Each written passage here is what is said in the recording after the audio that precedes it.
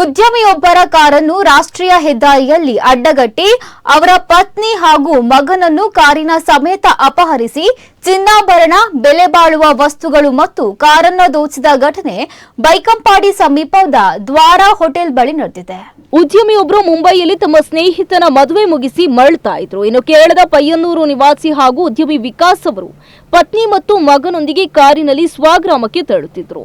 ಮುಂಜಾನೆ ಸುಮಾರು 2:30 ವೇಳೆಗೆ ರಾಷ್ಟ್ರೀಯ ಹೆದ್ದಾರಿ 66ರ ಬೈಕಂಪಾಡಿ ದ್ವಾರ ಹೋಟೆಲ್ ಸಮೀಪ ತಲುಪುತ್ತಿದ್ದಾಗ 2 ಇನೋವಾ ಹಾಗೂ ಒಂದು ಶಿಫ್ಟ್ ಕಾರಿನಲ್ಲಿ ಬಂದಿದ್ದ 7 ರಿಂದ 8 ಮಂದಿ ದುಷ್ಕರ್ಮಿಗಳು ಅವರ ಕಾರನ್ನ ಅಡ್ಡಗಟ್ಟಿ ನಿಲ್ಲಿಸಿದ್ದಾರೆ. ಬಳಿಕ ಉದ್ಯಮಿ ವಿಕಾಸ್ ಅವರನ್ನ ಕಾರಿನಿಂದ ಕೆಳಗಿಳಿಸಿದ ಆರೋಪಿಗಳು ಅವರ ಪತ್ನಿ ಮತ್ತು ಮಗನನ್ನ ಕಾರಿನ ಸಮೇತ ಅಪಹರಿಸಿ ಸ್ಥಳದಿಂದ ಪರಾರಿಯಾಗಿದ್ದಾರೆ. ನಂತರ ಪಡಂಬೂರು ಬೀಚ್ ರಸ್ತೆಯ ನಿರ್ಜನ ಪ್ರದೇಶಕ್ಕೆ ಕರೆದೊಯ್ದ ದುಷ್ಕರ್ಮಿಗಳು ವಿಕಾಸ್ ಅವರ ಪತ್ನಿ ಹಾಗೂ ಮಗನಿಗೆ ಬೆದರಿಕೆ ಹಾಕಿ ಅವರ ಬಳಿ ಇದ್ದ ಚಿನ್ನಾಭರಣ, ಬೆಲೆ ಬಾಳುವ ವಸ್ತುಗಳನ್ನು ದೋಚಿದ್ದಾರೆ. ಬಳಿಕ ತಾಯಿ ಮತ್ತು ಮಗನನ್ನ ರಸ್ತೆಯಲ್ಲಿ ಬಿಟ್ಟು ಉದ್ಯಮಿಯ ಕಾರಿನೊಂದಿಗೆ ಪರಾರಿಯಾಗಿದ್ದಾರೆ ಎಂದು ತಿಳಿದು ಬಂದಿದೆ.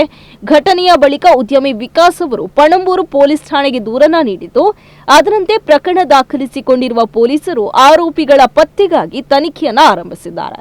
ಇನ್ನು ಸಿಸಿಟಿವಿ ದೃಶ್ಯಾವಳಿಗಳನ್ನು ಪರಿಶೀಲಿಸಲಾಗ್ತಾ ಇದ್ದು, ದುಷ್ಕರ್ಮಿಗಳ ಬಂಧನಕ್ಕೆ ವಿಶೇಷ ತಂಡಗಳನ್ನು ರಚಿಸಿ ಶೋಧ ಕಾರ್ಯ ಮುಂದುವರೆಸಲಾಗಿದೆ.